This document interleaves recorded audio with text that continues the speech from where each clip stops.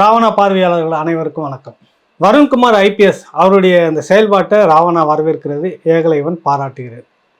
இதுதான் நான் பேசக்கூடிய இந்த விஷயத்த. என்னடா இது பைத்தியகாரத்தனமாக பேசுகிறாரு, ஏகலைவனுக்கு என்ன ஆச்சு அப்படின்னு எல்லாருக்கும் தெரியும். உண்மையிலேயே டெல்லியில் நடந்த அந்த ஐபிஎஸ் அகாடமி அந்த மாநாட்டில், முக்கியமான மாநாடு, ஐந்தாவது மாநாட்டில் பேசும்போது அவர் நாம் தமிழர் கட்சி மீது வைத்த அந்த குற்றச்சாட்டு, 2 முக்கியமான குற்றச்சாட்டு, அதை நான் வரவேற்கிறேன். உண்மையிலே ஒன்று ஒரு இணைய தாக்குதல் அவங்க தொடங்குறாங்க நாம் தமிழர் கட்சி. அடுத்த 2 ஐபிஎஸ் மீதே வைத்திருக்கிறார்கள். அது ஐபிஎஸ்க்கான ஒரு மாநாடு, கிட்டத்தட்ட ஒரு 90 பேர்கிட்ட கலந்துக்கிட்டதாக சொல்லியிருக்காங்க. அது ஹோம் டிபார்ட்மெண்ட், மத்திய உள்துறையினுடைய வெளிநாட்டு பாதுகாப்பு, உள்நாட்டு பாதுகாப்பினுடைய உயர் அதிகாரிகளும் அதில் பங்கெடுத்துக்கிட்டு இருக்கிறாங்க.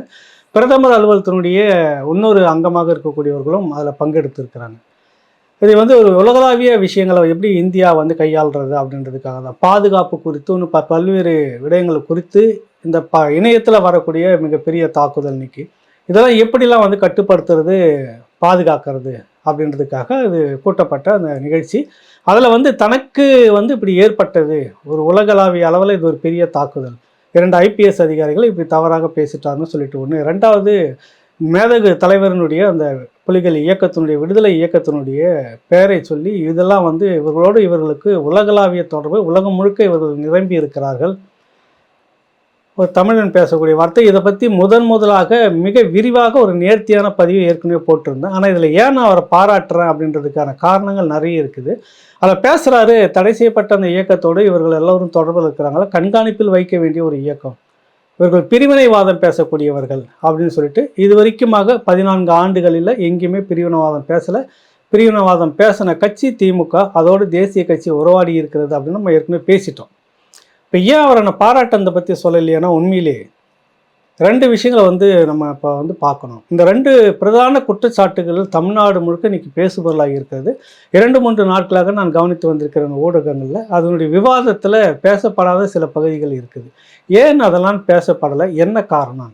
முதல் ஒரு பகுதியை நம்ம வைக்கிறது என்னென்னா, ஒரு ஐபிஎஸ் அதிகாரி எப்படி நடந்துக்கணும் அப்படின்னு சொல்லிட்டு ஒரு ஒழுங்கு முறை அப்படின்னு அவங்களுக்கு யூனிஃபார்ம் சர்வீஸில் இருக்குது. அரசு ஊழியர்களுக்கு இருக்கிறத விட கூடுதலாக அவர்களுக்கு கட்டுப்பாடு இருக்குது. அதெல்லாம் நிறைய இருக்குன்னு நம்ம பேசிட்டோம். அப்படி இருக்கக்கூடிய அந்த நபர் அந்த கட்டுப்பாட்டையெல்லாம் மீறி நடந்து கொண்டார். ஒரு மாநில அரசு சார்பாக போகிறவர் இங்கே டிஜிபி கிட்ட இந்த விடயங்களை நாங்கள் அங்கே பேசணும், மாநில அரசு சார்பாக இதை பேச வேண்டும் என்று டிஜிபி அனுப்பி வைத்திருக்க வேண்டும். இந்த அனுமதியோடு தான் அவர் அங்கே போய் கலந்துக்கிறார். அப்போ அவர் அங்கே பேசியதற்கு இங்கே இருக்கக்கூடிய காவல்துறை தலைவர் டிஜிபி சங்கர் ஜிவால் பொறுப்பேற்கிறாரா அப்படின்ற முதல் ஒரு கேள்வி இதில் இருக்கிறது. சரி, இதை விடுங்க. அதை ஒட்டி இன்னொரு பெரிய இங்கே ஓடிட்டு இருக்கிற விவாதங்கள் எல்லாமே இந்த உடன்பிறப்புகள் ரொம்ப கொதித்து போய் ஒரு ஐபிஎஸ்ஐ இப்படியெல்லாம் கொச்சைப்படுத்தி ஊடக தாக்குதல் அப்படின்னு இந்த பின்னணியில் இருக்கிறது உண்மையிலேயே ரொம்ப வருத்தமான ஒரு செய்தி. ரொம்ப முக்கியமான இடத்துல தகவல் சொல்கிறது, மீசைக்காரர் ஒருத்தர் தான் இதில் இப்படியெல்லாம் இருந்து நிறைய விடயங்களை இதை இப்படியெல்லாம் கொண்டு போய் அங்கே பேசணும்னா ஒரு தேசிய அளவில் இது தடை செய்யப்பட்ட இயக்கமாக மாற்ற முடியுமா அப்படின்ற ஒரு பெரிய துடிப்பு இருக்கிறது. ஐயா மணியரசன் அவர்கள் குறிப்பிடும் போது தமிழகத்து கருணா என்று அவரை குறிப்பிட்டிருந்தார். இந்த பின்னணியில் இது நடக்குது. இவர் போய் பேசின அந்த காரியம் இதெல்லாம் சொல்லி இப்படி பேசினாக்கா ஒரு பதிவாகும். அதை வைத்து நீதிமன்றத்தின் மூலமாக நாளைக்கு ஏதாவது மற்றவர்கள் விட்டு ஒரு பெட்டிஷன் போட சொல்லி அதன் பேரில் ஒரு நடவடிக்கை எடுக்க சொல்லி இதை முடக்க முடியுமா அந்த கட்சியை, நாம் தமிழர் கட்சி, சீமான் செயல்பாட்டின்ற ஒரு திட்டம் அவருக்கு ஒரு கனவு, பகல் கனவாக இருந்து கொண்டிருக்கிறது. இது இருக்கட்டும். இதில் இவங்க இந்த உடன்பிறப்புகள் எல்லாம் இந்த விவாதத்தில் பார்க்குற, சமூக வலைத்தளங்களை பார்க்குற, இந்த இப்படியாக ஒரு அநாகரிகமாக பேசிவிட்டார்கள், கொச்சியாக பேசிவிட்டார்கள், மனைவியை இழுத்து பேசிவிட்டார்கள், என்ன பழி வாங்கவும்னு சொல்லி பேசியிருந்தாங்க. அது தவறு. அதுக்காக நம்ம ஏற்கனவே சொல்லிட்டோம், அது தப்பு, செய்திருக்கக்கூடாதுன்னு. அதன் பேரில் நீங்கள் நடவடிக்கைன்னு சொல்லிட்டு மனித உரிமைகளை மீறி சட்டத்துக்கு புறம்பாக அவர்களை ஒரு நாள் முழுக்க இரவு வைத்து பெண் காவலர்களை வைத்து அடித்து சித்திரவதை செய்தது மனித உரிமை மீறல் அப்படின்னு நீங்கள் செய்திருக்கீங்க. உங்கள்கிட்ட யோக்கியத்தன்மையிலும் பேசிட்டோம். இதெல்லாம் விட்டுட்டு இந்த சமூக ஊடகங்களில் உடன்பிறப்புகள் பேசுகிற ஒரு வார்த்தை, இந்த நாம் தமிழர் கட்சி, தமிழ் தேசியம் பேசுகிறவர்கள் இவர்கள் எல்லோரும் இப்படித்தான், திராவிட நாங்கள் ரொம்ப புனிதமானவர்கள் அப்படின்றாங்க உங்களுக்கு. இதுக்காக சில விடயங்களை நம்ம பேசுகிறோம். இந்த பேச்சு தான் நீங்கள் கவனிக்கணும். கொஞ்சம் நீட்டாக கூட இருக்கலாம். இதுக்காக தான் அவருக்கு நான் நன்றி சொல்கிறேன் அப்படின்னு சொல்லியிருந்தேன். வருண்குமார் ஐபிஎஸ்க்கு நன்றி சொல்கிறேன். எனக்கு அவர் மீது உண்மையிலேயே விருப்பம் இல்லை. இவர்கள் நாம் தமிழர் கட்சியை பேசிவிட்டார்கள்னா நாம் தமிழர் கட்சிக்கு பெரிய அளவில் முட்டு கொடுத்து தூக்கணுன்ற அவசியமும் எனக்கு இல்லை. இது இந்த கட்சிக்கு நிற்க வரும், நாளைக்கு இன்னொரு கட்சிக்கு வரும். ஒரு விடுதலை இயக்கத்தை என்ன காரணத்துக்காக தடை செய்தார்ன்றது ஒரு பெரிய விவாதமாக போயிட்டு இருக்கும்போது, அதன் பேரில் நீ ஒரு தமிழனாக இருந்து கொண்டு எதிராளிகள் கூட இந்த மாதிரியான குற்றச்சாட்டு வச்சதில்லை, இந்த இவர்களோடு தொடர்பு இருக்கிறார்கள் அப்படின்னு பேசி நீ ஒரு கட்சியின் மீது அவாண்ட பழி சுமத்துவதை ஏற்க முடியாது. இது நாளைக்கு இன்னொரு கட்சிக்கும் வரலாம், மீசை பாண்டியர்கள் இருக்கக்கூடிய இந்த வகையறாக்களுக்கே வரலாம், அது யாருக்கு நடந்தாலும் தவறு அப்படின்னு தான் நம்ம பேச வரோம். 2001 ஜூன் 30 நினைக்கிறேன், தமிழ்நாடே அதில் இந்தியாவே மிரண்டு போன ஒரு சம்பவம்னு சொல்லிட்டு சொல்லுவாங்க. கலைஞர் மு கருணாநிதி கைது செய்யப்படுகிறார், இரவு கைது. அப்போது சென்னை மாநகராட்சி ஆணையர் முத்துக்கருப்பன் ஐபிஎஸ், உளவுத்துறையினுடைய சிபிசிஐடியினுடைய ஐஜியாக இருந்தவர் முகமது அலி, அதற்கு அடுத்தது வந்துட்டு அப்போது டிஜிபியாக இருந்தவர் ரவீந்திரநாத், அதி உச்ச ரகசியத்தோடு இந்த கைது நடவடிக்கையை வைத்து கைது செய்தார்கள் என்பது வரலாறு மிகப்பெரிய அளவில் பேசப்பட்டது. அப்போல்லாம் நாங்கள் இரவு தகவல் கிடைத்து அங்கே ஓடுகிறோம். போனாக்கா வந்து பார்த்திங்கன்னா இந்த முரசொலி மாறன் இன்னும் மற்றொரு டிஆர் பாலெல்லாம் இந்த காவல்துறையை எதிர்த்து அவங்க பண்ண தகராறு, அவங்க மேலேயும் கைது. இந்தியாவிலேயே முதலாக அமைச்சராக இருக்கும்போதே கைது செய்யப்படுகிறார் ஒருத்தர் அப்படின்னா மத்திய அமைச்சராக இருக்கும்போதே முரசொலி மாறன் கைதுன்னு நினைக்கிறேன். இவர்கள் மீதெல்லாம் வழக்கு, கைது 2 பேரும், இப்படிலாம் நடந்தது. அப்புறம் பிறகு அது பெரிய வரலாறு, அதெல்லாம் ஒரு பக்கம் இருக்கட்டும். அதனை கண்டித்து வந்து ஆகஸ்ட் மாதம் ஒரு பேரணி வந்து திமுக தமிழ்நாடு அளவில் ஒருங்கிணைத்து சென்னையில் நடத்துது. மெரினா கடற்கரையில் கூட்டம், மெரினாவில் அவர் வந்து பேசிக்கிட்டு இருக்கிறாரு. அந்த மிக பிரம்மாண்டமான பேரணி நாங்களாம் இப்போ இருந்துக்கிட்டு இருக்கிறோம். வந்து கிட்டத்தட்ட உங்களுக்கு அண்ணா சாலை வந்து அந்த பக்கத்தில் வந்து டாக்டர் ராதாகிருஷ்ணன் சாலை வழியாக போயிட்டு டிஜிபி அலுவலகத்தின் வழியாக திரும்ப இடது பக்கம் திரும்பி மெரினா சீரணி அரங்கத்தை நோக்கி போகுது. அரங்கம் நிறைந்து கடற்கரை முழுக்க நிரம்பி இருக்கிறது. அந்த சாலைகள் முழுக்க வந்து டிஜிபி அந்த ஆஃபீஸு அந்த இது வரைக்கும் வருது. உங்களுக்கு ராதாகிருஷ்ணன் பாய்ஸ் கார்டன் வழியாக தான், வலது பக்கம் திரும்பினா பாய்ஸ் கார்டன், இடது பக்கம் திரும்பினா கோபாலபுரம் வரும். நடுவில் போயிட்டு இருக்கிறப்ப அங்கேருந்து அப்போ செல்வி ஜெயலலிதாவுடைய அந்த கட் அவுட்லாம் பதாகைகள்லாம் அடித்து நொறுக்கி தூளாக ஆக்குறாங்க. அங்கே போலீஸ் போயிட்டு அவங்கக்கிட்ட இந்த அருவா தடி இதெல்லாமே பறிமுதல் பண்ணுது. 2 நாளேடுகள், பிரபலமான ஆங்கில நாளேடு, அவருடைய அலுவலகத்தை வந்து அடித்து கல்விச்சு, சரமாரியான கல்விச்சு, போகிற வழியிலெல்லாம் கல்விச்சு இப்படின்னு போயிட்டு இருக்குது. போலீஸுகள் ஒரு கட்டத்தில் கட்டுப்படுத்த முடியல, உடனே வந்து கண்ணீர் புகை குண்டு வீசுகிறாங்க. இந்த கலைவரத்தை வந்து அந்த டிஜிபி ஆஃபீஸ் திரும்பின அந்த இடத்துல வந்து இந்த ஊடகம் எல்லாம் ஒரு டீமாக நாங்கள் போயிட்டுருக்குறோம். அப்போ வந்து பார்த்தா பெரும் கலவரம். அயோத்தி குப்பத்தினுடைய அந்த தாதான்னு சொல்லப்பட்ட வீரமணி அவருடைய அந்த ஆட்கள் உள்ள நுழைந்து விட்டதாக சொல்லப்பட்டது. இந்த கலவரம் வெறும் கலவரமாக மாறி திமுகவினரில் பல பேருக்கு இவங்க இந்த சம்பவம் நடந்து கண்ணீர் புகை குண்டுலாம் லட்டி சார்ஜ் முதல்ல நடக்கும்போதே வீடியோ எடுக்க தொடங்கின உடனே அதை போலீஸ் தரப்பும் ரவுடி அந்த இன்னொரு தரப்பும் அடித்து திமுக தரப்புலையும் அடிக்கிறாங்க. யார் அடிக்கிறாங்கன்னு தெரியல. தப்பிச்சு போய் எகிரி குதித்து அந்த அந்த காம்பவுண்ட் எகிரி குதித்து உள்ளே ஊந்ததில் நானும் ஒருத்தன். நிறைய பத்திரிக்கைலாம் இருக்கான விசாரணை கமிஷன் வந்தது, போய் சாட்சியம் சொன்னாங்க. நாங்கள் போகலை, அந்த காலகட்டம் வேறு, சில காரணங்களுக்காக போகலை. அப்படி தப்பி வந்ததில் சில பேரில் நானும் ஒருத்தன். கண்கூட பார்த்தோம். ஆஜித்தக்கு, ஜெயஸ்ரீ உள்ளிட்ட நிறைய பேர் கொடூரமாக அடித்து கதற ரத்த காயத்தோடு தூக்கி வண்டியில் போட்டு போனாங்க. பத்திரிகையாளர்கள் தாக்கப்பட்டது. எதுக்கு சொல்ல வரேன்னா, இந்த இடத்துல பிரதானமாக திமுக தொண்டர்கள் இன்றைக்கி அந்த உடன்பிறப்புகள் வருண்குமார் ஐபிஎஸ்ங்கிற ஒருவருக்காக வந்து பெரிய அளவில் ஊந்து புரண்டு உடலெல்லாம் அப்படியே அந்த அந்த இது அவங்களுக்கு வந்து ஒரு நியாயத்தின் மணல் அப்படியே ஒட்டி இருக்கிற மாதிரி பேசுகிறாங்கல்ல. முத்துக்கருப்பன் ஐபிஎஸ் பொண்டாட்டி எங்களுக்கெல்லாம் வப்பாட்டி, இதுதான் வழிநெடுக்க கோஷம். முத்துக்கருப்பன் ஐபிஎஸ் பொண்டாட்டி திமுகவினருக்கு வப்பாட்டி, முத்துக்கருப்பன் ஐபிஎஸ் பொண்டாட்டி எங்களுக்கெல்லாம் வப்பாட்டி, எங்கள் தலைவருக்கு, இப்படி விதவிதமாக வழிநெடுக்க கோஷம் போட்டு போன யோக்கியவான்கள் இருக்கக்கூடியவர்கள். வரலாறு எல்லாமே மறந்துட்டாக்கா எல்லாம் புனித மாடின்னு நினைக்கிறாங்க. இதெல்லாம் யாருக்கும் தெரியாது. பேசுறது இன்னைக்கு இல்லை. இருக்கிறவர்கள் எல்லாமே அல்ல கையாக இருந்துக்கிட்டு இருக்கிறாங்க. ஒருத்தர் 2 பேருக்குன்னு பேச இருக்க மாட்டாங்க. வரலாறு மறைச்சிட்டா நம்ம புனிதம் ஆகிடுவோம் அப்படின்னு நினைக்கிறாங்க. இந்த யோக்கியவான்கள் இருக்கிறாங்கல்ல, இந்த யோக்கியவான்கள் இருக்கக்கூடிய இந்த கட்சியில் இவங்க போட்ட கோஷம் ஒரு ஐபிஎஸ் எவ்வளவு கேவலமாக, இதுலேயே நாகரிகமான வார்த்தையை தான் நான் இதை சொல்லியிருக்கிறேன். உண்மையிலேயே அந்த கோஷம் அன்னைக்கு இருந்த பலருக்கும் இது நன்றாக நினைவிருக்கும். மனசாட்சியை தொட்டு மறைக்காமல் கட்சி சார்பற்று இதே திமுகவில் சில பேர் மனம் திறந்தால் ஆமாம் வெக்கப்பட்டு சொல்கிறோம், அன்று நாங்கள் இதை விட கேவலமாக அந்த ஐபிஎஸ்ஸை அன்று நாங்கள் பேசி கொண்டு போனோம் அப்படின்னு. அன்றைக்கி சமூக வலைத்தளங்கள் இல்லை உங்களுக்கு. அதனால் அந்த ஒரு மோசமான அளவில் பேசின அந்த இதை பிறகு நீங்கள் அதோட விட்டீங்களா? அது பேசுனீங்க, முடிஞ்சிங்க. திரும்ப அந்த அம்மாவுக்கும் முத்துக்கருப்பனுக்கும் அடுத்த ஒரு இதில் வந்து ஒரு மனக்கசப்பு வருது. அவர் வந்து சஸ்பெண்ட் பண்ணி வைக்கிறாங்க. திமுக ஆட்சி வருகிறது. அந்த கலவரத்தில் இன்னொரு பெரிய விஷயம் என்னென்னா, சாதாரணமான கலவரம் இல்லை, திட்டமிட்டு நடத்தப்பட்ட கலவரம். ஒரு பக்கம் ரவுடிகளை விட்டு அதிமுக தரப்பு செய்ததாக சொல்லப்பட்டது. ஒரு பக்கம் திமுகவிலேயே ஒரு பெரிய வன்முறை கும்பல் உள்ளே இறங்கி இருந்தது அப்படின்லாம் சொல்லப்பட்டது. திட்டமிட்டு இது செயல்படுத்தப்பட்டதாக 2 தரப்பும் குற்றச்சாட்டு இருக்கிறது. அப்போது கலைஞர் பேசியது வந்து இந்திய அரசியல் சாசன சட்டத்தை மீறி விட்டார் செல்வி ஜெயலலிதா, இதற்கான ஒரு விசாரணை வேணும் அப்படின்னு சொல்லிட்டு அப்போது ஹைதராபாத்தில் இருந்த ஆளுநர், தமிழ்நாட்டுக்கு என்று தனியாக இல்லை, ஆளுநர் ஹைதராபாத்தில் இந்த ஆக்டிவாக இருந்து தமிழ்நாட்டையும் பார்த்துக்கிட்டு இருந்தார். சி ரங்கராஜன் சொல்லிட்டு ஆளுநர், அவரை கலைஞர் அவர்கள் சந்தித்து முறையிடுகிறார். ஒரு காவல்துறையுடைய வாகனம் எரிந்திருக்கிறது, அரசு பேருந்து வாகனம் எரிக்கப்பட்டிருக்கிறது. கிட்டத்தட்ட 2 பேர் துப்பாக்கி சூட்டில் காயமடைந்திருக்கிறார்கள். முதல்ல தடியடி, அப்புறம் கண்ணீர் புகை கொண்டு வீச்சு, அது பிற்பாடு துப்பாக்கி சூடு.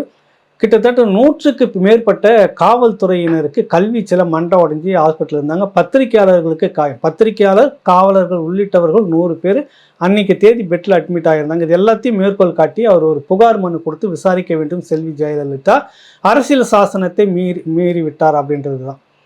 இதுக்கு பிறகு இந்த கதையெல்லாம் கொடுத்துட்ட பிறகு வந்து திமுகவினர் ஆட்சிக்கு வந்த பிறகு காட்சி மாறுகிறது. என்னென்னா, முத்துக்கருப்பன் வந்து ஏற்கனவே செல்வி ஜெயலலிதால் பழிவாங்கப்பட்டதால் அவர் வந்து கருணாநிதி முடிவெடுத்து போய் சரண்டர் ஆகி கெஞ்சி அழுது என்னென்னலாம் என்ன பண்ண சொன்னாங்க நான் பண்ணிட்டேன்னு ஒரு ஒப்புதல் வாக்குமூலம் மாதிரி கொடுத்ததாக சொன்னாங்க. அது பிறகு அப்படியே இருந்துட்டு அவர் போனால் போகுதுன்னு சொல்லிட்டு சஸ்பெண்ட் வந்து கேன்சல் பண்ணி போக்குவரத்து துறையினுடைய ஒரு பிரிவில் போட்டிருந்தாங்க அவரை. ஆனால் இதில் இன்னொரு விஷயம்னா, இவங்க இவ்வளோ யோக்கியவானுங்க பேசுகிறாங்கல்ல, அன்றைக்கி இருந்த கமிஷனர் முத்துக்கருப்பன் கதி இப்படி ஆயிடுச்சு. முகமது அலி சிபிசிஐடி ஐஜியாக இருந்தவர் என்ன தெரியுங்களா, முத்திரைத்தாள் மோசடி வழக்கில் பேசப்பட்டது மிக பிரம்மாண்டமான வழக்கு, பல ஆயிரம் கோடி ஊழல், அதில் போலியாக முத்திரைத்தாள் அடித்து அதெல்லாம் அவர் வந்து சிக்க வைக்கப்பட்டு சிறைக்கே போய் சஸ்பெண்ட் ஆகி அப்போ என்னோட நடந்தது அவர் லைஃப்பில். அதுக்கு பிறகு டிஜிபி ரவீந்திரநாத்னு இருந்தார் இல்லைங்களா, அவர் வந்துட்டு இளம் பெண்களுடைய புகைப்படத்தை வந்து தவறாக எடுத்திருந்தார். புகார் ஒரு டிஜிபி மேலே இளம் பெண்களுடைய புகைப்படங்களை அத்துமீறி எடுத்திருந்தாருன்னு சொல்லிட்டு, அடுத்தது வந்து லஞ்சம் ஊழல் வழக்கு இப்படின்னு ஒரு சார்ஜ் சொல்லி, அப்போ டெல்லியில் வந்து இதே மாதிரி தான் அன்றைக்கி வருண்குமார் ஐபிஎஸ் டெல்லியில் நடக்கிற ஒரு மாநாட்டுக்கு போய் கலந்துக்கிறதுக்காக தமிழ்நாடு சார்பாக அன்றைக்கி போயிருந்த டிஜிபி ரவீந்திரநாத் போய் கலந்துக்கிட்டு வரும்போது அங்கே அவர் கலந்துக்கலை, வெளியில் இருந்துகிட்டே வந்தார். இது காரணமாக எல்லாத்தையும் சொல்லி வந்தப்போவே அவர் வந்து சஸ்பெண்ட் ஆடுற அவருக்கும். இப்படி பழி வாங்கியது திமுக. இவர்கள் லேசுப்பட்டவர்கள்லாம் இல்லை, சின்ன பின்னமாக்குறதுல முதன்மையானவர்கள் இவர்கள். ஒரு உதாரணம் சொல்கிறேன், நான் வந்து இவர்கள் மேலே ஒரு பெரிய இதெல்லாம் நம்ம சொல்ல வரல. இப்படியெல்லாம் செய்தவர்கள் இந்தப்படியாக பழி வாங்கப்பட்டு விட்டார். இவர்கள் வந்து இப்படி பேசலாமா, இந்த கட்சியினர் வந்துட்டு வருண்குமார் ஐபிஎஸ் எப்படிப்பட்டவர், அவரை வந்து அவங்க மனைவியெல்லாம் பேசலாமா? ஏய், நீங்களே ஒரு ஐபிஎஸ்ஸை பகிரங்கமாக ரோட்டில் கோஷம் ஓட்டுன்னு போன ஆளுங்கள், நாகரிகமான வார்த்தையே முத்துக்கருப்பன் பொண்டாட்டி எங்களுக்கெல்லாம் ஒப்பாட்டின்னு பேசின ஆட்கள் நீங்கள். மனசாட்சி உள்ள ஒரு ஆட்கள் நீங்கள் ஒத்துக்கிறதுனா கண்ணீர் விட்டு அழுவோம். அதை விட கேவலமான அந்த நீங்கள் ஊர்வலத்தில் பேசிக்கிட்டு போனீங்க, பிறகு இப்படிலாம் பழி வாங்கியிருந்தீங்க. இது மாதிரி நிறைய வந்து நீங்கள் சொல்ல முடியும். உங்களுக்கு பழி வாங்குறத பற்றி என்னென்னா, ஒரு ஐபிஎஸ் அதிகாரி எப்படி இருந்தாக்கணும், எப்படி இருக்கணும், எப்படி இருக்கக்கூடாதுன்றதுக்கு சில உதாரணங்களை நான் சொல்கிறேன். திமுக அரசு இருந்தபோது அந்த காலகட்டத்தில் நாகராஜன் சொல்லிட்டு உள்துறை செயலாளர் ஏஎஸ், அவர் கிட்டத்தட்ட நிறைய விடயங்களில் ரொம்பவும் கருணாநிதிக்கு துணையாக இருந்தவர் என்ற குற்றச்சாட்டு அவர் மேலே இருக்கிறது. 89க்கு முந்தின அந்த காலகட்டம், 89 90 வரைக்கும் இருக்கிறப்ப அந்த காலகட்டத்தில் நிறைய அவர் மீது குற்றச்சாட்டுலாம் இருக்கிறது. உடனே 91 ஆட்சி கலைக்கப்படுகிறது, கவர்னர் ஆட்சி. திட்டமிட்டு யாரெல்லாம் இப்படியாகலாம் செய்தாங்கன்னு சொல்லிட்டு பழிவாங்கப்பட்டதில் இந்த நாகராஜன் வந்து ஒருத்தர். அவர் எப்படி கைது செய்யப்பட்டார், எப்படி கைவிலங்கோடு எப்படி அவர் வந்து நடத்தினாங்க, எப்படி பழிவாங்கப்பட்டார்னு இன்றைக்கி இருக்கக்கூடிய அந்த அதிகாரிகளுக்கு ஒரு உதாரணமாக சொல்கிறேன். நீங்கள் அரசு சார்பு எடுத்து ஒரு முடிவு எடுத்துகிட்டு ஆட்டம் போட ஆரம்பிச்சிங்கன்னா யாராக இருந்தாலும் உங்களுக்கு நாளைக்கு இந்த கதி வர்றதுக்கு வாய்ப்பு நிறைய இருக்குதுன்னு சொல்ல வரோம். பீகாரில் இந்த மாதிரி ஒரு ஐஜி இந்த மாதிரியாக வந்து நிறைய விஷயங்களை செய்து கடைசியாக அவரை வந்து கைவிலங்கு போட்டு ரோட்டில் நடத்தி கூட்டிகிட்டு போனாங்க.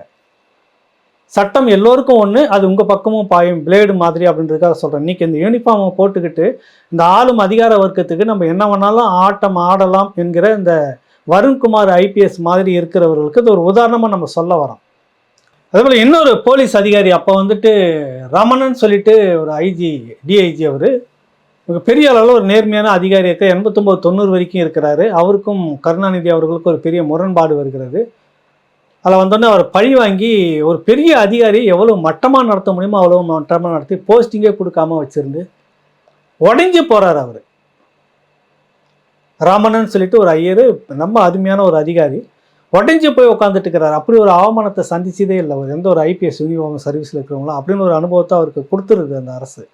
91 ஆட்சி கலைஞ்ச உடனே அப்போ வந்துட்டு கவர்னர் ஆட்சி வந்துட்டோன்னு அன்றைக்கி யாருங்க லீட் பண்ணிட்டு இருந்ததில் உண்மையாக சொல்லப்போனால் ஒரு விஷயத்தை வெளிப்படையாகவே சொல்லுவோமே, அப்போ வந்துட்டு காங்கிரஸ் ஆட்சிக்கு ஆஃபீஸுக்கு எதிர்க்க இருந்துக்கிட்டு கவர்னர் ஆஃபீஸரோட டையப் வச்சுக்கிட்டு இருந்துட்டு யாரெல்லாம் திமுக அரசால் பழிவாங்கப்பட்ட அவங்களுக்குலாம் ஒரு நல்லது செய்யணும் அப்படின்னு ஆளையே பார்க்கல, நேரில் பணம் வாங்கிக்கிட்டு எந்த போஸ்டிங்கும் போடலை. அன்றைக்கி அவங்க நினச்சது தான் அதிகாரி, நினச்சவங்களுக்கு தான் போஸ்டிங். அப்படியான ஒரு வேலையை செய்து கொண்டிருந்தவர் இன்னைக்கு காங்கிரஸ் கட்சியில் இருக்கக்கூடிய செய்தி தொடர்பாளர் திருச்சி வேலுசாமி உட்காராரு. இப்படி ஒரு நியாயமான அதிகாரி இப்படி பழிவாங்கப்பட்டு இப்படி இருக்கிறதா கேள்விப்பட்டவுடனே அவருக்கு கோவை சிட்டி கமிஷனராக போடுங்கன்னு போஸ்டிங் போடுறாரு.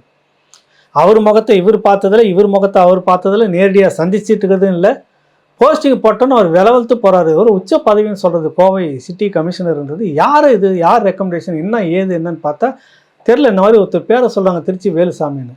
அந்த கட்சி ஆஃபீஸுக்கு எதிர்க்கக்கூடிய அந்த ஹோட்டலில் தங்கிட்டு இருந்த திருச்சி வேலுசாமி அந்த அதிகாரி வராரு, யூனிஃபார்மோடு நின்று ஒரு சல்யூட் அடிக்கிறாரு. ஐ ஆம் ரமணன் ஐபிஎஸ் ஐயர் அப்படின்னு சொல்கிறாரு. என்ன ஏதுன்னு கேட்டால், நீங்கள் யாருன்னு எனக்கு தெரியாது, நான் அந்த இடத்துக்கு வந்து இந்த போஸ்டிங்கில் கௌரவமாக உட்காரதுக்கு நீங்கள் தான் காரணம்னாங்க. ஒன்றை பண்ண எனக்கு தெரியாத நீங்கள் இந்த உதவி செய்தீங்க, அதுக்கு பார்த்து ஒரு சல்யூட் பண்ணிட்டு போகலான்னு தான் வந்தேன். இல்லைப்பா, உங்களுக்காக முகம் தெரியாது, நான் உங்களுக்குன்னெலாம் பண்ணலை, ஒரு நேர்மையான ஐபிஎஸ் அதிகாரி என்பதற்காக நான் அதை பண்ணேன் அப்படின்னு சொல்லி அனுப்புகிறார். பணம் சம்பாதிக்கிறதுனா எவ்வளோ சம்பாதிச்சிருக்கலாம். அந்த அதிகாரி பழிவாங்கப்பட்டார் அப்படின்றதுக்காக ஒன்று. எதுக்காக இதெல்லாம் நம்ம சொல்கிறோம்னா, இந்த வருண்குமார் ஐபிஎஸ்க்கு யார் சொல்லி கொடுக்குறாங்கன்னு தெரில, நாட்டுக்குள்ளே இப்படிலாம் நடந்திருக்கிறது. பல யூனிஃபார்ம் சர்வீஸில் இந்த அதிகாரிகள் இப்படிலாம் பழிவாங்கப்பட்டு இருக்கிறார்கள் அப்படின்றதுக்காக தான் இதையும் சேர்க்குறோம். அப்புறம் முகமது அலியை எப்படி கைது பண்ணாங்கன்றதுக்கும் காரணம் இருக்கிறது. கொச்சப்படுத்தினாங்க. இதெல்லாம் மனசில் வச்சுக்கிட்டு நீங்கள் செய்யணும். அதுக்காக தான் நான் சொல்ல வரேன். இப்படியான விஷயங்களை, மறைக்கப்பட்ட விஷயங்களை வெளியில் கொண்டு வந்து பேசுவதற்காக ஒரு வாய்ப்பை ஏற்படுத்தி கொடுத்த இந்த வருண்குமார் ஐபிஎஸ்க்கு ராவணா நன்றியை சொல்கிறது, பாராட்டை தெரிவிக்கிறது அப்படின்னு நம்ம சொல்ல வரோம். காலம் வந்து இங்கே எப்படியெல்லாம் இருக்கிறது அப்படின்றதுக்காக எமர்ஜென்சி பீரியடுக்கு பிறகு வந்து அதே ஒரு நாட்டை ஆண்டு கொண்டிருந்த இந்திரா காந்தி அவர்களை கைவிலங்கிட்டு அழைத்து கொண்டு போனார்கள். இதுவும் சட்டம்தான், இதுவும் சட்டம்தான். இப்படி பல விடயங்கள் வந்து இங்கே நடந்திருக்குது. தமிழ்நாட்டுக்குள்ளேயும் நடந்திருக்கு, இந்திய அளவுலையும் நடந்திருக்குது. இவர்களுக்கு தெரியாததெல்லாம் ஒன்றும் இல்லை. அன்றைக்கி முத்துக்கருப்பன் போயிட்டு டெல்லியில் உட்காந்து இப்படியான ஒரு மாநாட்டில், அது தேசிய தேச நலன் கருதி, இந்த நாட்டின் நலன் கருதி மிகப்பெரிய அளவில் ஊடக தாக்குதல் இன்றைக்கி வந்துட்டு இருக்குது. சைபர் கிரைம்ன்றது பெரிய அளவில் பெருகிக்கிட்டு இருக்குது. எங்கிருந்தோ இங்கே இருக்கக்கூடிய நாட்டினுடைய ஒரு இணையத்தையே முடக்கிறானுங்க. இங்கே இருக்கக்கூடிய வங்கியிலேருந்து பணத்தை எடுத்துக்கிட்டு போகிறாங்க. ஆள் மாறாட்டம் செய்து பல வேலைகளை செய்துக்கிட்டு இருக்கிறாங்க. இது ஒரு யுக்தி புதிதாக வந்திருக்கு சைபர் கிரைமில். இதை வந்து கட்டுப்படுத்துவதற்கு எப்படின்றதுக்காகத்தான் இந்த மாநாடு. இல்லை என் பண்டாட்டிக்கு இப்படி நடந்துச்சு, எனக்கு இப்படி நடந்துச்சுன்னு சுயமாக போயிட்டு ஒரு பாட்டு பாடிட்டு வர்றதுக்கு இது இடம் இல்லை. முத்துக்கருப்பன் நினைத்திருந்தால் இப்படியாக போயிட்டு இப்படியெல்லாம் ரெக்கார்டு இருக்குது எல்லாமே. அன்றைக்கி இன்டெலிஜென்ட் டிபார்ட்மெண்ட்டு அங்கங்கே நின்று இந்த ஊர்வலத்தை எல்லாம் எடுத்து பதிவு பண்ணிட்டு இருந்த வழிநெடுக்க நான் பார்த்துருக்கிறேன். உளவுத்துறையினுடைய ஒரு டீம் எல்லாமே அங்கங்கே நின்றுட்டு எல்லாமே கவரேஜ் பண்ணிட்டு இந்த கோஷத்தை முழுக்க பதிவு செய்து வச்சுருக்காங்க. இதை எடுத்து போய் டெல்லியில் ஒரு ஐபிஎஸ்னுடைய அந்த மாநாட்டில் ஒரு ஐபிஎஸ் அதிகாரி இவ்வளவு கொச்சமாக, இவ்வளவு கேவலமாக இவர்கள் நடத்தியிருக்கிறார்கள், பேசியிருக்கிறார்கள். இது நாட்டுக்கு ஒரு சர்வீஸ் பண்ணுறதுக்காக வந்திருக்கிறோம். நம்ம இப்படியெல்லாம் கஷ்டப்பட்டு படித்து பாஸ் ஆகி இப்படி வந்து மக்களுக்கு சேவை செய்ய வந்த இவர்களை, இந்த யூனிஃபார்ம் சர்வீஸில் இருக்கிறவங்கள ஒரு கொச்சைப்படுத்துகிறது ஒரு அரசியல் தலைமை அப்படின்னு சொல்லிட்டு அந்த காலகட்டத்தில் இவர்களுக்கும் புலிகளோடு தொடர்பு இருந்தது. டெசோ மாநாடுலாம் நடத்தியிருந்தாங்க. என்ன இந்த இயக்கங்கள், விடுதலை போராட்ட இயக்கங்கள் எல்லா கட்டமைப்பையும் ஆதரித்த ஒரு கட்சியாக இருந்தது. குறிப்பாக இந்த விடுதலை புலிகள் இயக்கத்தையும் இவர்கள் ஆதரித்தவர்களாகத்தான் இருந்தாங்க. இன்றைக்கே நேரடியாகவும் மறைமுகமாக ஆதரிப்பவர்களாக தான் அவங்க இருந்துக்கிட்டு இருக்கிறாங்க. நெருக்கடி வரும்போது மட்டும் புலிகளுக்கும் எங்களுக்கும் தொடர்பு இல்லை அப்படின்னு சொல்லிட்டு முரசொலி மாறன் அங்கே பேசுவார். இங்கே வந்துட்டு அதுக்கு அனுசரணையாக ஒரு மாநாடு நடத்துவார்.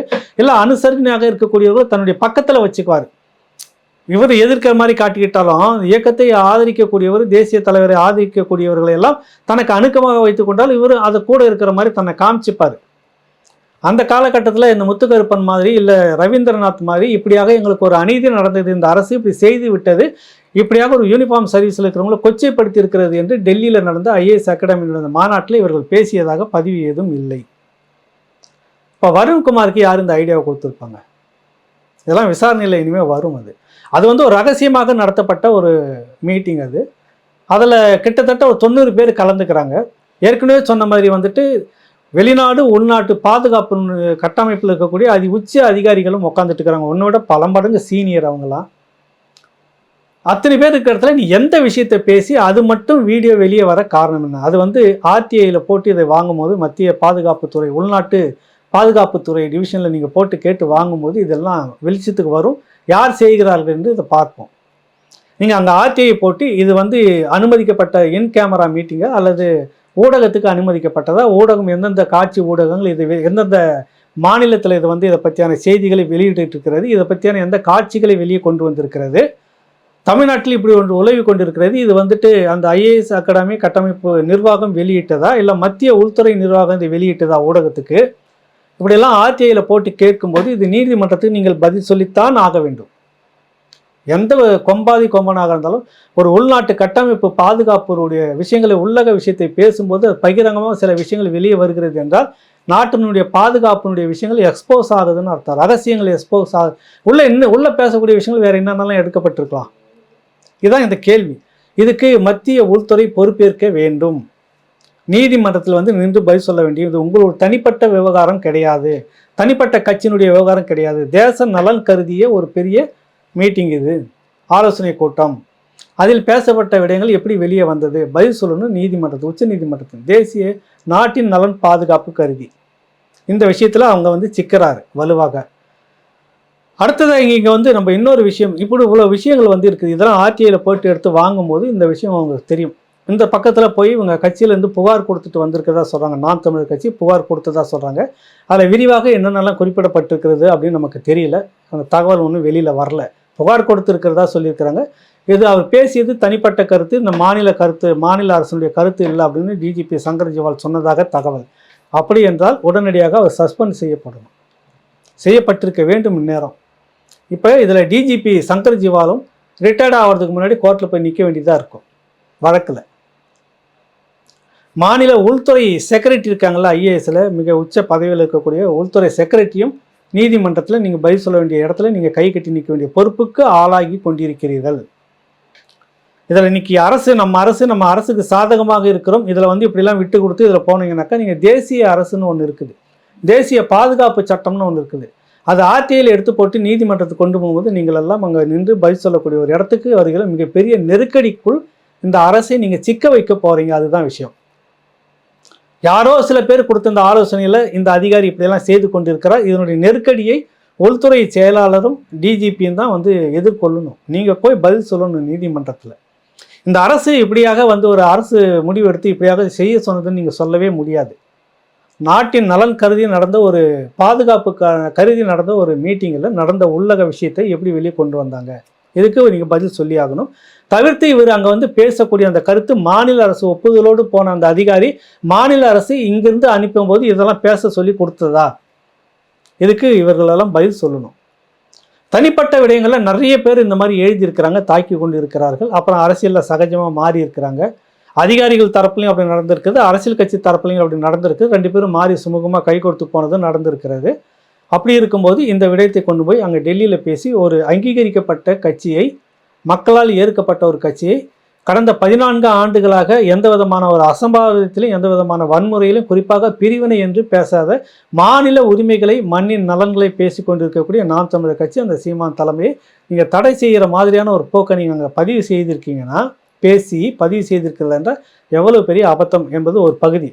ரெண்டாவது ஒரு நன்றி நான் ஏன் அவருக்கு சொல்கிறேன் அப்படின்றா, இங்கே தான் உலகம் முழுக்க இருக்கக்கூடிய இந்த தமிழ் இன மக்கள் இந்த இனம் என்ற அடிப்படையில் பார்க்கணும். இந்த இனம் என்று நான் பேசினாலும் இனத்துக்கு வெளியில் இருக்கக்கூடியவர்கள் நான் வந்து தவறாக சொல்கிறேன்னு நினைக்காதீங்க. திருச்சி வேலுசாமி காங்கிரஸ் கட்சியினுடைய செய்தி தொடர்பாளர், உங்களுக்கு எல்லாம் நல்லாவே தெரியும். அவர் மாற்று சமூகத்தை சேர்ந்தவர், தெலுங்கினம் ரெட்டியார்னு ஓப்பனாகவே சொல்கிறேன். ஏன்னா அந்த மாநாட்டிலையும் அவர் கலந்துக்கிட்டு இருக்கிறாரு. இந்த ராஜீவ் கொலைக்கும் விடுதலை புலிகள் இயக்கத்துக்கும் தொடர்பு இல்லை, சம்பந்தம் இல்லை. இதுக்கு காரணம் சந்திராசாமி சுப்பிரமணிய சாமியினுடைய பின்னணியில் இன்னும் சிஐஏ இதெல்லாம் சேர்ந்து நடந்ததுன்னு ஜெயின் கமிஷனில் அப்பியர் ஆகிட்டு கிட்டத்தட்ட 2000 பேர் விசாரிக்கப்பட்டதில் இறுதியாக இவருடைய அஃபிடவிட்டை எடுத்துக்கிட்டு விசாரணை நடத்தி, குறுக்கு விசாரணையும் நடத்தி தீர்ப்பு என்ன சொல்கிறது என்றால் இது வந்து சாத்தியமாக இருக்கிறது, சந்தேகத்துக்கு இடமாக இருக்கிறது. இவர் சொல்கிறத வந்து ஏற்றுக்கிட்டது அந்த நீதிமன்றம் திருப்பி சொல்லி அதில் தீர்ப்பில் சொல்லுது சந்திராசாமி சுப்பிரமணிய சாமி விசாரிக்கப்பட வேண்டும். இது எதுக்கு சொல்லணும்னா, அந்த நபர் இந்தியாவுடைய நலனுக்கு விடுதலை புலிகள் இயக்கம்தான் வேண்டும். எப்படி அமெரிக்காவுக்கு ஒரு இஸ்ரேலு, அது போல் தெற்காசிய பிராந்திய நலனுக்கு இந்தியாவுக்கு ஒரு இஸ்ரேலாக ஈழம் இருக்கும். எப்போ ஒரு காலகட்டத்திலையும் விடுதலை புலிகள் இந்தியா மீது வெறுப்போ அல்லது இந்தியா மீது தாக்குதலோ என்றது இந்த ஐபிகேஎஃப்னுடைய இந்த அமைதிப்படை விவகாரத்தை தாண்டி எதுவும் முன்னமும் இல்லை பின்னமும் இல்லை. இந்த அடிப்படையில் தான் இந்திரா காந்தி வந்து அங்கே இருக்கக்கூடிய அந்த இயக்கங்களுக்கெல்லாம் கூப்பிட்டு இங்கே வந்து பயிற்சியை கொடுத்ததா பேசிக்கிட்டு இருக்கிறாரு, தொடர்ந்து பேசுகிறாரு. இன்றைக்கும் கட்சிக்குள்ளார இருந்து பேசிக்கிறார். அவருக்கு அப்போ அந்த உலகளாவிய தொடர்பு இருக்கிறது. அந்த இயக்கத்தை ஆதரித்து கொண்டிருக்கிறார். அவர் நீங்கள் தடை செய்வீங்களா? ஒன்று. அந்த தரப்பில் இருந்தும் வருண்குமாருக்கு ஒரு கண்டனம் இல்லை. அதையும் நம்ம பதிவு பண்ணணும். ரெண்டாவது வந்து என்னென்னா ஒரு விஷயம் வந்து உங்களுக்கு குளத்தூர் மணி தோழர் இன்னும் நிறைய கருஞ்சட்டை தோழர்கள் இதற்காக பேசி சிறையில் சென்றிருக்கிறாங்க. நிறைய களத்தில் நின்று உதவியாக செயலாற்றியிருக்கிறார்கள். அதெல்லாம் நம்ம எதுவுமே மறுக்கலை. தலை மீது வைத்து அவர்களை கொண்டாடுகிறோம். இப்போ அவர்கள் எல்லோரும் அந்த இயக்கத்தினோடு தொடர்பில் இருந்தவங்க. அந்த இயக்கத்தை வந்து கொச்சைப்படுத்தி பேசக்கூடிய அந்த வருண்குமார் ஐபிஎஸ்க்கு இதுவரை குளத்தூர் மணிக்கிட்ட இருந்தோ கோவை ராமகிருஷ்ணன் கிட்ட இருந்தோ ஒரு எதிர்ப்பு கூட ஒரு கண்டனம் கூட வரவில்லை. உங்களுக்கு நாம் தமிழர் கட்சி சீமான் மீது ஒரு வெறுப்பு இருக்கிறது. நீங்கள் வந்து அதை கண்டிக்கிறீங்க, உங்களுக்கு பிடிக்கல, அவரை நீங்கள் வெறுக்கிறீங்க, அது வேற அரசியல். ஆனால் அந்த புலிகள் உலகளாவிய அளவில் இவங்களுடைய நெட்வொர்க் இருக்குது, இதுக்கு இப்படியான செயல்படுகிறாருன்னு சொல்கிறப்போ உங்களுக்கும் அது பொருந்துகிறது. அதே நேரத்தில் நீங்கள் நேசித்ததாக சொல்லப்பட்டிருக்கிற அந்த இயக்கத்தின் மீது ஒரு கொச்சையான ஒரு விமர்சனத்தை, ரொம்ப மோசமான ஒரு தாக்குதலை தொடங்கியிருக்கிறார் வருண்குமார் ஐபிஎஸ். அது அந்த அடிப்படையாவது நீங்கள் இது வந்து கண்டிக்கக்கூடியன்னு ஒரு வார்த்தை இதுவரையும் நான் வரல. அடுத்தது, நாங்கள் வந்து களத்தில் நின்று அவர்களோடு பங்கெடுத்தோம், அவர்களுக்கு வேண்டியது எல்லாமும் செய்தோன்னு சொல்லக்கூடிய விடுதலை சிறுத்தைகள் கட்சி தோழர் திருமாவளவன் தொடக்கத்திலிருந்து அந்த இயக்கத்தோடு நெருங்கிய நட்பில் இருந்தவங்கள ஒரு முக்கியமான ஒருத்தர். அது கூட இருக்கக்கூடிய வன்னியரசு அங்கே களத்துக்கே போயிட்டு வந்தார். நானே வெளிப்படையாக சொல்லியிருக்கிறேன். அந்த பாராட்டக்கூடிய பல விடயங்களை அவர் வந்து அன்றைக்கி செய்தார். தமிழ்நாட்டுக்கு வந்து அந்த இனப்படுகொலையினுடைய அந்த காயங்கள் எப்படிப்பட்டது, அந்த மண் எப்படி ரத்தம் தோய்ந்து இருக்கிறது என்றதை அந்த ஆவணப்படுத்தின வீடியோவை கொண்டு வந்தது அவர் தான். ஆனால் இந்த விஷயத்தில் வருண்குமார் புலிகள் மீது சொல்லக்கூடிய அந்த குற்றச்சாட்டுக்கு கண்டனம்ன்றதாவது நீங்கள் சொல்லியிருக்கணும் இல்லை விடுதலை சிறுத்தைகள். வருண்குமார் அவருடைய குடும்பத்தை வந்து தாக்கி பேசினதை நாங்கள் வந்து கண்டிக்கிறோம், நியாயம் சரி. ஆனால் அவர் பேசி அந்த புலிகள் மீதான குற்றச்சாட்டு, அதன் பேரில் சொல்ல ஒரு கட்டமைப்பு கதை கட்டுவதை நாங்கள் எதிர்க்கிறோம், கண்டிக்கிறோம்னு ஒரு வார்த்தை சொல்லலையே. அப்புறம் என்ன உங்களுக்கு கூட்டணி தானே, உங்களுக்கு கூட்டணிக்காக நீங்கள் எல்லாத்தையும் வித்துடுவீங்களா, எல்லாத்தையும் விட்டுடுவீங்களா? புரியலை. நீங்களே நின்றுட்டு அவரை முதல்ல எதிர்த்துட்டு நீ யாரை பேசுகிற, நீ இந்த மண் எப்படிப்பட்டது, எல்லா அரசியல் கட்சியுமே அந்த இயக்கத்தை அந்த தலைவரை ஆதரித்து கொண்டு இருக்கிறது, மேதகவை தூக்கி கொண்டாடி கொண்டு இருக்கிற மண் இது எப்படி நீங்கள் வந்து இந்த மாதிரி சொல்ல முடியும் அப்படின்னு சொல்லிட்டு கண்டிச்சிருக்கலாமா? நாங்கள் வந்து அந்த ஆயுத வழிக்கு போகலை, அரசியல் வழிக்கு. அந்த இனம் சார்ந்த ஒரு விடுதலை எங்கள் வந்து தேவைப்படுது. அரசியலில் முடிஞ்ச வரைக்கும் நாங்கள் பேசிக்கிட்டு இருக்கிறோம். அதுதான் அது எங்களால் முடிஞ்சதை நாங்கள் செய்துக்கிட்டு இருக்கிறோம். நீங்கள் எப்படி இப்படி தான் பேச முடியும்? சொல்லியிருக்கணுமா இல்லையா? கண்டிச்சிருக்கணுமா இல்லையா? இல்லை. சரி, எல்லாத்துக்கும் மேலே நாங்கள் எல்லாத்தையும் ஒட்டிக்கிட்டே இருப்போம், கூடவே வந்துட்டுருக்கோம். இதுக்கெல்லாம் நாங்கள் தான் தூக்கி இங்கே எல்லாத்துக்கும் சுமந்துட்டுருக்குறோம். நாங்கள் தான் டெசோ மாநாடு நடத்துகிறோம், நாங்கள் வந்து இயக்கத்துக்காக வந்து அப்படி ஒன்று நாங்கள் விரோதிகள் இல்லை. அடிக்கடி இந்த மீசை வகையான கோஸ்டிங்கெல்லாம் ஒரு விளக்கம் கொடுத்துக்கிட்டு இருப்பாங்க. அவர்களுக்கு எதிரானவர்கள் இல்லை, நாங்கள் இந்தந்த வகையிலெல்லாம் உதவி செய்தோம். இறுதியாக வந்து அங்கே வந்து போர் நிறுத்தத்துக்காக வேண்டிய தலைவரே உண்ணாவிரதம் இருந்தார். அப்போ அந்த மக்களுக்காக என்று, அந்த மக்களுக்காக நீங்கள் சொல்கிறீங்க, மக்களுக்காகன்னு அங்கே ஒரு இயக்கம் இருந்தது. அதுதான் அந்த இயக்கம், மேதகனுடைய அந்த புலிகள் இயக்கம், விடுதலை புலிகள் இயக்கம். அதை நீங்கள் ஆதரிச்சிருக்கிறீங்க. அதில் லட்சக்கணக்கான தொண்டர்கள் இன்றைக்கி உள்ளே இருந்துக்கிட்டு இருக்கிறாங்க.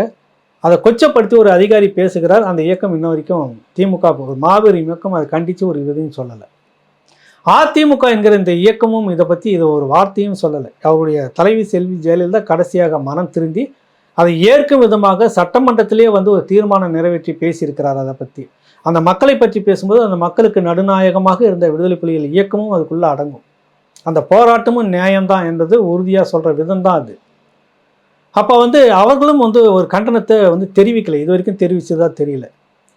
அப்போ உங்களுக்கு ஒரு விஷயம் தெரியுது இல்லை, யார் யாருக்கானவர்கள்லாம் தெரியுதா? அரசியல் ஓட்டுக்காக வேண்டி எல்லாத்தையும் சமரசம் பண்ணிட்டு போகிற ஒரு குழுவாக இருந்தவர்கள் எப்படி ஒரு இனத்தினுடைய விடுதலையை தூக்கி கொண்டு அந்த விடுதலை போராட்டத்தை சுமந்து கொண்டு பயணித்திருந்தார்கள் என்றதை எப்படி நீ ஏற்க முடியும்?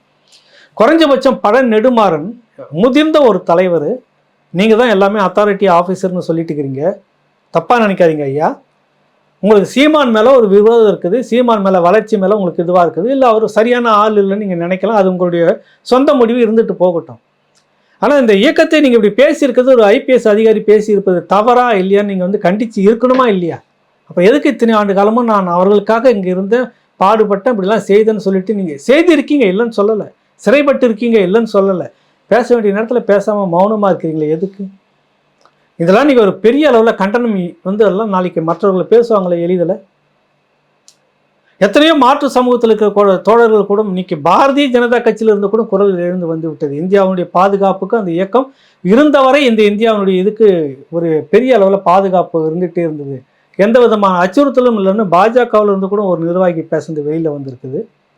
ஆனால் நீங்கள்லாம் வந்துட்டு இவ்வளவு காலமாக அவங்களோடு படுத்து உறங்கி உறவாடி எல்லாமும் செய்துன்னு சொல்லக்கூடிய இந்த வகைரா எல்லாம் ஒருத்தர் கூட பேசலை. ஏன் பேசலை? உடனே பாரதிய ஜனதா கட்சின்னு சொன்னோடனே சங்கின்ற இந்த வார்த்தைக்குள்ளே தயவு செய்து போயிடாதீங்க. இன்னும் சாயம் பூசிட்டு நீங்கள் மடைமாற்றம் செய்யாதீங்க, தயவு செய்து சொல்கிறேன். உண்மை யதார்த்தத்தை பேசுங்க. இந்தியாவில் வாழ்ந்து கொண்டிருக்கிறீர்கள், இந்தியாவுக்கு நலனாக இருக்கிறீர்கள், நலனாக நீங்கள் செய்யணும்னு நினைக்கிறீங்க அப்படின்றப்ப அதை பற்றி பேசுங்க. சீனாவினுடைய ஒரு கப்பல் யாழ்ப்பாணம் அந்த பகுதியில் வந்துட்டு ஒரு பகுதியில் குறிப்பிட்ட பகுதியில் வந்துட்டு கதிரியக்க மண் இருக்கிறதுன்னு வந்து எடுத்துக்கிட்டு இருக்குது. சிங்கள அரசு அன்னைக்கு இருந்த அந்த அரசு வந்து உங்களுக்கு சந்திரிகான்னு நினைக்கிறேன் அனுமதி கொடுத்துருக்குறாங்க. அந்த மண் வந்து தோண்டிட்டு இருக்கிறப்ப தகவல் வந்து இயக்கத்துக்கு போகிறது. நம் பகுதி பக்கத்தில் இந்தியா இருக்கிறது. இந்த நிலை நீடித்தால் நாளைக்கு 2 பக்கத்துக்கும் ஒரு பாதுகாப்பு அச்சுறுத்தல், சீனாவினுடைய ஆதிக்கம் இங்கே தலை தூக்கும், இதுக்கு ஒரு காலமாக அனுமதிக்க முடியாதுன்னு சொல்லிட்டு சூசையை கூப்பிட்டு பேசுகிறாங்க. இரவோடு இரவாக 4 அதிவிரைவு படகு போய் சுற்றி வளைக்குது. அவங்கள எல்லாருமே கைது பண்ணி 12 பேர் வெளியில் கொண்டு வந்து வச்சுக்கிட்டு அந்த கப்பலை வெடி வச்சு தக்கறக்குது. அந்த நேரத்தில் சீன தூதரகம் வந்து இலங்கை இவங்க இயக்கத்தோடு பேசணும் அப்படின்னு டிமாண்டு குறிப்பிட்ட நேரம் கொடுக்குறாங்க. இந்த நேரத்துக்குள்ளாக நீங்கள் வரணும். சீனா சொல்கிறது இலங்கை அரசு தூதரகத்திடம் முறைப்படியாக ஒப்படைங்கள், நாங்கள் அவர்களோடு தான் பேசுவோம். டைம் இவ்வளோதான், அதுக்கு மேலே இருந்தால் ஆச்சு, இல்லைன்னா அதுக்கு உயிருக்கு உத்தரவாதம்னு சொன்னோன்னே பதறி அடித்து வந்து உக்காந்துக்கிட்டு நேரடியாக வந்து கையெழுத்து பரிமாறிக்கிட்டு ஒப்படைச்சாங்க. நடந்தது அதோடு போனது. இப்போ தான் 2009 போர் முடிந்த பிறகு திரும்பி இருக்கிறது. அதே போல் அந்த கப்பல் துறைமுகத்தில் கொழும்பில் இருக்கக்கூடிய கப்பல் அம்மாந்தோட்டை பக்கத்தில் இருக்க புல்மோடைன்னு நினைக்கிறேன், அங்கே இருக்கிற அந்த கப்பல் துறைமுகத்தில் வந்துட்டு சீன கப்பலுடைய அப்பப்போ வர்றது ஆய்வு பண்ணுறது போகிறது அப்படின்னு இருக்கிறப்ப இதுக்கு ஒரு அடி கொடுத்தாகணுமேனு சொல்லிட்டு இங்கே இருந்து வடக்கு கிழக்கு இந்த பகுதியில் இருந்து தமிழர் பகுதியிலிருந்து விமானத்தின் மூலமாக அவ்வளோ தூரம் பறந்து போய் குண்டு வீசிட்டு வந்து இது பாதுகாப்புக்கு ஏற்ற இடம் இல்லை, எப்போ வேணாலும் தாக்குதல் வந்து நடத்திட்டு போவோம் அப்படின்னு உடனே வச்ச இடம். அதுக்கு பிறகு வரவே இல்லை. அப்போ இந்தியாவுடைய நலன் இதுக்குள்ளே இருந்துட்டு இருந்துச்சா? அது இருந்த வரைக்கும் தமிழ்நாட்டு மீனவர்கள் வந்து இந்த மாதிரி தினந்தோறும் கடத்தப்படுவது, தினந்தோறும் அடிக்கப்படுவது, அப்படி வந்து கொச்சப்படுத்தி அங்கே வந்து கையை கட்டி அசிங்கப்படுத்துறதுலாம் நடத்திருக்குது. இந்தியாவுக்கு எவ்வளோ பெரிய அவமானம். உன்னுடைய நாட்டினுடைய உன்னுடைய குடிமகனை பக்கத்தில் இருக்கிற ஒரு நாடு கொச்சைப்படுத்தி கைது பண்ணி லுங்கியால் கையெல்லாம் கட்டி இழுத்துட்டு போகிற அளவுக்கு செய்திருக்கிறாங்க ஒரு அமைச்சர். அந்த ஆளும் தமிழர் தான், கடந்த காலத்தில் செய்திருந்தாங்க. வேடிக்கை பார்த்துட்டு இருக்கிறதுலாம் எவ்வளோ பெரிய அவமானம். அப்போ இந்தியாவுடைய ஒரு பாதுகாப்பு நலனுக்கு ஒரு பெரிய பக்கபலமாக இருந்த இயக்கத்தை நீங்கள் அழித்து முடிச்சிட்டிங்க. இப்போ என்னென்னவோ வருது, அந்த விளைவை நீங்கள் அனுபவிச்சுட்டு இருக்கிறீங்க, அது வேறு விஷயம். அது இருந்த வரை வந்து உங்களுக்கு ஒரு பெரிய தடுப்பு அரணாக இருந்தது அந்த இயக்கம் அங்கே இருந்தவர். அதுதான் காங்கிரஸ் கட்சியினுடைய திருச்சி வேலுசாமி பலமுறை பேசியிருக்கிறார். மறைந்த எம்ஜிஆர் அவர்களோடு இருந்த அவை கவிஞராக இருந்த இயக்கத்துக்கு ஆதரவாக இருந்த புலமைப்பித்தன் அவர்கள் ஒரு பூகோளமே பலிபீடமாய் அப்படின்னு சொல்லிட்டு ஒரு புத்தகம் 2008 எழுதி வெளியில் கொண்டு வர்றாரு. ஏன் இவ்வளவு இழப்புக்கும் இவ்வளோ கண்டுகொள்ளாமல் இருக்கிற இந்த அரசுக்கும் இந்த பூகோள அரசியல் ஒன்று இருக்குது, இதுதான் சிக்கல்னு விவரித்த புத்தகம் அது. அதுக்கு பிறகு யாராவது எழுதி நாங்கள் தான் அதெல்லாம் எழுதணும் முன்னாடி அப்படிலாம் சொல்லிக்கிட்டாங்க. இருக்கட்டும், இப்படி பலரும் இங்கே சொல்லிட்டு இருக்கிறாங்க. இன்றைக்கி என்ன ஆயிடுச்சு? கேட்க ஆள் இல்லை. நான் அமெரிக்காவோட இருப்பேன், இல்லை சீனாவோட இருப்பேன், இந்தியா கூட இருப்பேன், இருக்குதுன்னா இருப்பேன், இல்லைன்னா இல்லை, எந்த நேரமும் என்ன ஆகலான்னு நீங்கள் திக்குன்னு உட்காந்துருக்கீங்க. பழைய மாதிரி உங்களால் கட்டுப்படுத்த முடியாது. இனிமேல் இருக்கிற வரைக்கும் இருக்கலாம். நாங்கள் முடிவு எடுத்துகிட்டு முடியாது, சீனா இல்லை அமெரிக்கானா ஒன்றும் பண்ண முடியாது. உங்களால் கை கட்டின்னு தான் நிற்கணும். எவ்வளோ அங்கே மாறிக்கிட்டு இருக்குது. அதெல்லாம் வந்து சில விஷயங்கள் பேச முடியாதுங்க. இதெல்லாம் உள்துறைக்கு தெரியாமல் இல்லை, இந்திய பாதுகாப்பு துறைக்கு தெரியாமல் இல்லை. அப்போ இவ்வளோ விஷயங்கள் இருக்கக்கூடிய ஒரு பெரிய அளவில் பக்கபலமாக இருந்த இயக்கம் இன்னைக்கு வந்து அழிச்சு முடிச்சதில் ஒரு பெரிய பங்கு இந்தியாவுக்கு இருக்கிறது. இன்னைக்கு பாதுகாப்பு வந்து கேள்விக்குறியாக்குது. இவ்வளோ விஷயங்கள் உள்ளே இருக்குது. இப்படிப்பட்ட ஒரு இயக்கத்தை நீங்கள் வந்துட்டு போகிற போக்கில் ஒரு அதிகாரி சொல்லிட்டு போகிறது எப்படி அனுமதிக்கிறீங்கன்னு இந்த சக திராவிட தோழர்களுக்கும் திமுக தோழர்களும் அதிமுகவில் இருக்கக்கூடிய சகோதரர் வேல்முருகன் அவர்களுக்கும் திருமாவளவன் அவர்களுக்கும் இன்னும் இதில் இருக்கக்கூடிய ஆதரவு நிலைப்பாட்டுகளோ எல்லோருக்குமே சொல்ல, குறைஞ்சபட்சம் நீ சீமான் மீது விமர்சனத்தை தனியாக பிரித்து வச்சுக்கோ, அது வழக்கு போடு, அவங்க பேசிப்பாங்க. இந்த டிஜிபி புகார் கொடுத்த மாதிரி உள்துறைக்கு கொடுக்கணும், மத்திய பாதுகாப்புத்துறை உள்நாட்டு பாதுகாப்புத்துறையினுடைய அந்த செக்ஷனில் கொடுக்கணும், ஐஏஎஸ் அதிகாரிகளுக்கான அந்த இதில் வந்து அகாடமியில் ஒன்று கொடுக்கணும். உள்துறையில் நீங்கள் இதை கேட்கணும், இதை பேசுவதற்கு இப்படியாக பேசுவதற்கு இந்த அனுமதி, இந்த விஷயம்லாம் எப்படி வெளியில் வந்ததுன்றதுக்கான இதெல்லாம் கேட்டு இவங்க வழக்கு போடணும். டிஜிபியோட நிறுத்திருக்கிறதா தெரியல, அடுத்தது முயற்சி எடுத்து பண்ணுவாங்க அப்படின்னு நான் நினைக்கிறேன். அது உங்களோட தனியாக வச்சுக்கோங்க. உங்களுடைய விவகாரம் அரசியலுக்குள்ளே நீங்கள் ஒரு பழி வாங்கணும்னு இருக்கிறீங்களா, அதை கொண்டுட்டு போங்க வழக்கா. இந்த ஒரு பொது பிரச்சனையில் இந்த சீமானை மாட்ட வச்சு நீங்கள் இப்படிலாம் செய்யணும்னு நினைக்கிற ஒரு சூழ்ச்சிக்கு எல்லாரும் கை கட்டி வேடிக்கை பார்க்குறீங்க. நாளைக்கு உங்களுக்கு நடக்காதுன்னு என்ன உத்தரவாதம்? இங்கே கடிக்கும், அங்கே கடிக்கும், நாளைக்கு ஒன்றே கடிக்கும். இதுதான் வருது பழமொழி. ஆக இந்த விஷயங்களை எல்லாம் நீங்கள் தெரிந்து இது யாரோ ஒருத்தருக்கு நடக்குது, சீமானுக்கு தானே, நமக்கு ஒன்றும் பிரச்சனை இல்லை அப்படின்னு வேடிக்கை பார்த்தீங்கன்னா இத்தனை ஆண்டு காலமும் நீங்கள் அந்த விடுதலை இயக்கத்துக்கு, விடுதலை புலிகள் இயக்கத்துக்கு, அந்த போராட்டத்துக்கு, அந்த மக்களுக்கு நாங்கள் அரசனையாக இருந்தோம், ஆதரவாக இருந்தோம், தூக்கி சுமந்தோம் என்பதெல்லாம் போலி பொய்யாகி விடும் என்பதற்காக தான் இதெல்லாம் சுட்டி காட்டுறேன். வேறு எந்த உள்நோக்கம் இல்லை. மீண்டும் ஒரு நிகழ்ச்சியில் சந்திப்போம். நன்றி, வணக்கம். உள்நாடோ வெளிநாடோ எங்கிருந்தாலும் உங்களில் சில பேருக்கும் பல வழக்குகள் இருக்கலாம், கூட சிக்கல் இருக்கலாம், யாரிடம் கேட்பது, எப்படி செய்வது என்ற குழப்பம் இருக்கலாம். உங்களுக்காகவே இந்த நிகழ்ச்சி. சட்டம் என்ன சொல்கிறது? சென்னை உயர்நீதிமன்ற வழக்கறிஞர் முனைவர் ஜி தியாகராஜன் அவர்கள் பதில் அளிக்கிறார். பிரபல ஊடகங்களில் நிகழ்ச்சியை நடத்தியவர். உங்கள் கேள்விகளை அனுப்புங்கள். பதில் வாரந்தோறும் பேசுவோம் உங்கள் ராவணா வலையொலியில்.